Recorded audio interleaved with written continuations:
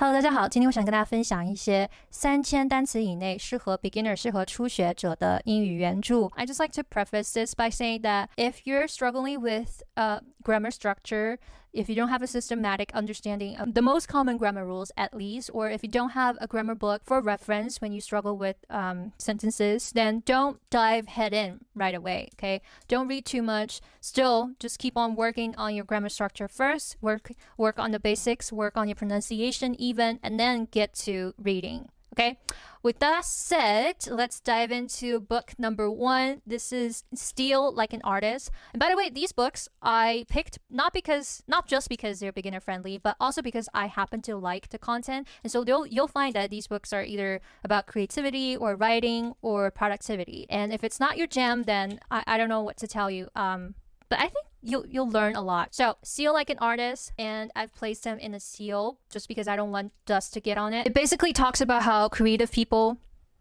myself included, can live life in a slightly different way, hack their creativity by a lot of times mimicking their idols, mimicking the artists that they admire. That's one book on creativity. Another book on creativity by the same author in the same publication is Keep Going, 10 Ways to Stay Creative in Good Times and Bad. Some people like to call these books coffee table books in a almost derogatory way, but I think there's more substance to it. And there's nothing wrong with the short, quick read if you can learn information in a really concise and quick way, right? So I think for even language learning purposes, these are great. Most of the words are within the 3,000 range. And in fact, I have another coffee table book.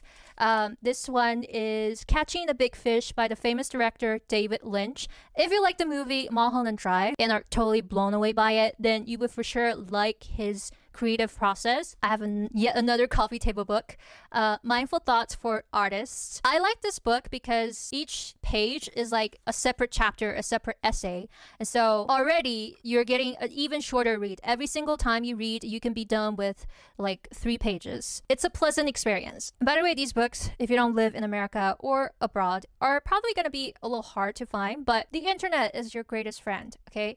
Keyword is Z Library. I still use it. And I live here. Use your noggin. Look it up. Another coffee table book, the book of Hygge. I don't know how to say it actually. If you know how to pronounce this, let me know in the comments. This is about the Danish art of contentment, comfort, and connection.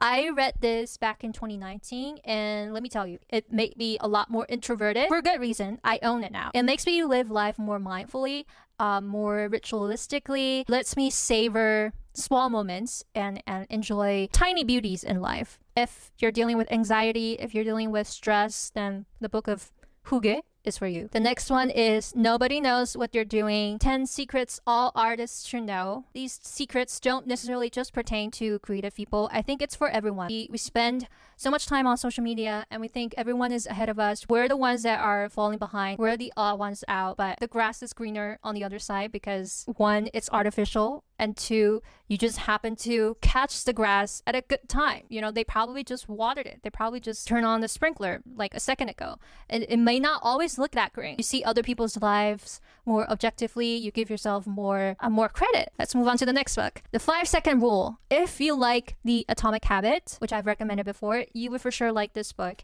It's an easier read than The Atomic Habit, but it hinges on productivity, self-confidence, living life more mindfully, pushing yourself in times of difficulty. You'll read it. It's a fun read, okay? I really like this book. I've gone back to read it again and again in the past few years, and yeah, it's never disappointed me. Much easier than The Atomic Habit. The next one is Read This for Inspiration. This is probably the hardest one, but the way that it's designed is, again, quite like a coffee table book. It's got pictures, got great visual stimulation, and then some words. And almost every single page starts a new article, starts a new essay. So you can be done, you can pick it up and then put it back down. What can I tell you? It's a great coffee table book. And I've learned some stuff from it. In case the words are slightly out of the range, you just pick and choose. You pick whatever words that suit you and suit your current needs, and just leave whatever that's out of that range for later.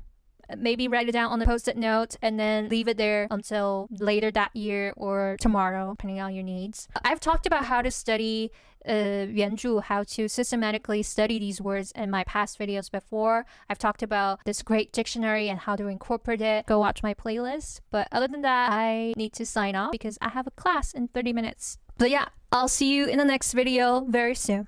All right? Bye.